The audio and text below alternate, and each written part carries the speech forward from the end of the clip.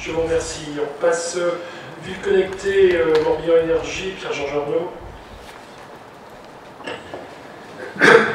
Oui, donc c'est pour une convention avec Morbihan Énergie.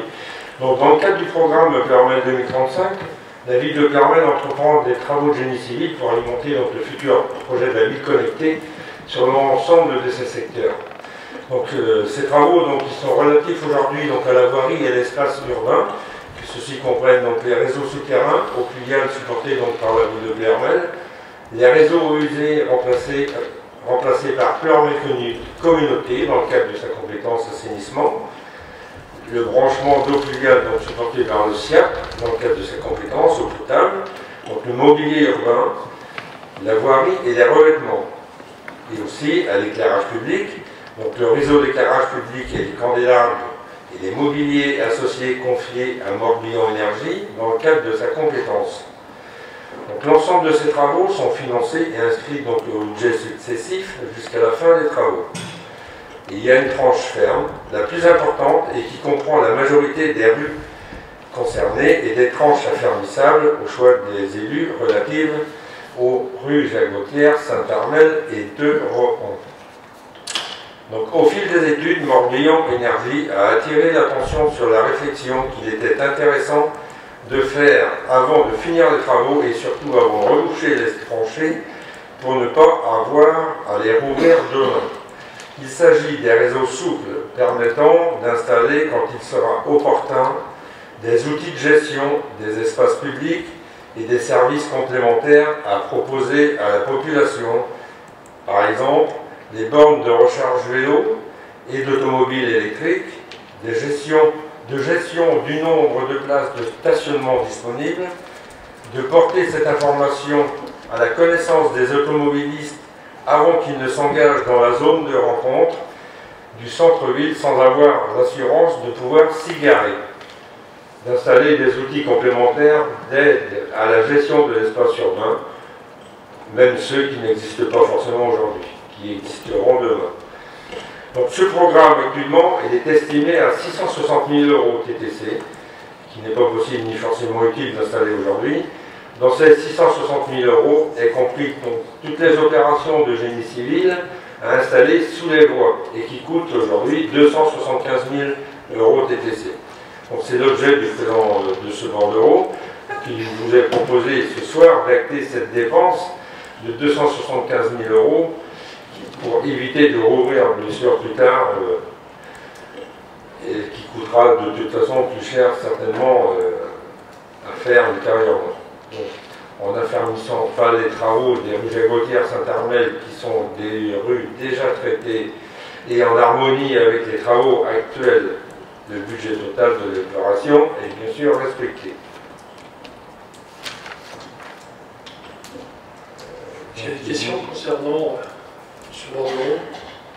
Je ne sais pas si c'est, mais en parlant de ville connectée, on en est où au niveau du déploiement de la fibre sur Ploërmel par Mégalis, parce qu'on n'entend pas beaucoup parler de ça en ce moment.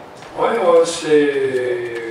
il y a eu dernièrement une présentation un petit peu là-dessus. On a reçu le responsable Mégalis qui nous assure que tout le monde sera branché, que les travaux seront terminés pour la fin de l'année. Aujourd'hui, la plupart des travaux sont bien avancés, plus de 80% des travaux sont avancés, mais il y a des délais de carence avant que les opérateurs puissent procéder au branchement et puissent ensuite fonctionner.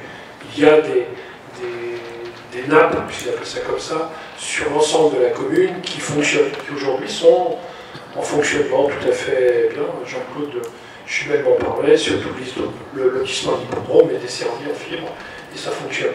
Il y en a d'autres par ailleurs encore. Aujourd'hui, voilà, il y a une avancée là-dessus, mais je n'ai pas plus d'informations.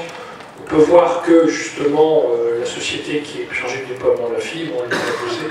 Je les ai même vus l'autre dimanche à 11h30, ils étaient en train de bosser en haut de la rue Général du Breton, en train de faire des connexions de fibre. Je ne sais pas si vous avez l'occasion. Je ne sais pas s'ils se sont mis là pour que tout le monde les voit bosser dimanche, pour bien montrer qu'ils avançaient quand même bien.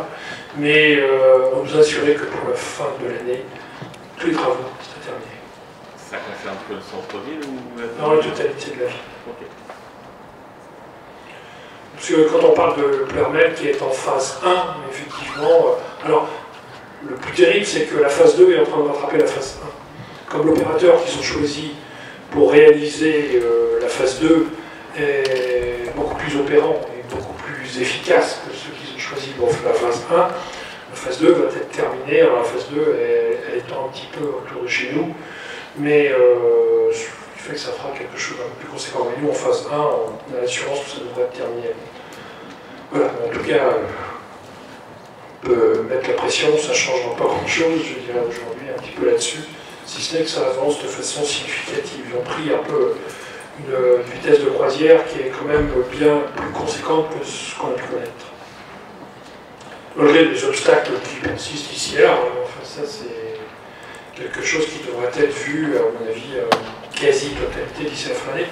Mais c'est vrai qu'on peut déplorer qu'il y ait des délais de carence de 2-3 mois avant que l'opérateur puisse réaliser les branchements, etc. Ou bien que les opérateurs puissent faire des propositions en termes d'utilisation de la fibre, d'éclairage de la fibre. Cela, c'est Mégalis qui construit jusqu'à un gros répartiteur, enfin plutôt un sous-répartiteur, ensuite du sous-répartiteur pour aller jusqu'à l'individuel.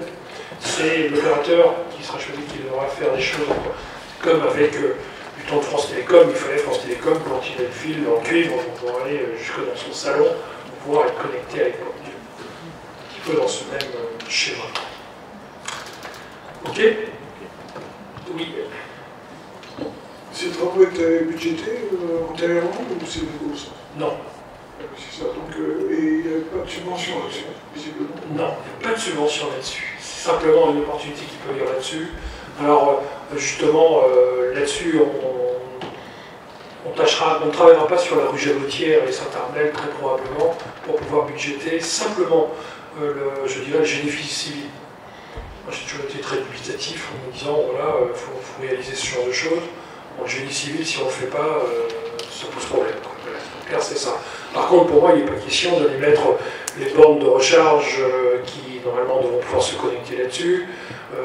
Normalement, à partir de là, en ville connectée, on pourrait demain travailler sur le nombre de places de stationnement disponibles, sur des informations qui peuvent être données sur les stationnements intervenants de ce genre.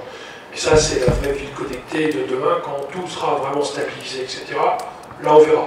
Mais c'est pas dans le schéma premier. Aujourd'hui, on est vraiment pour tirer les fourreaux, pour tirer les choses. Je trouve ça toujours très conséquent. 275 000 balles alors que les réseaux sont ouverts. Enfin. Ok. On passe au vote. Est-ce qu'il y a des oppositions, des abstentions? Je vous remercie.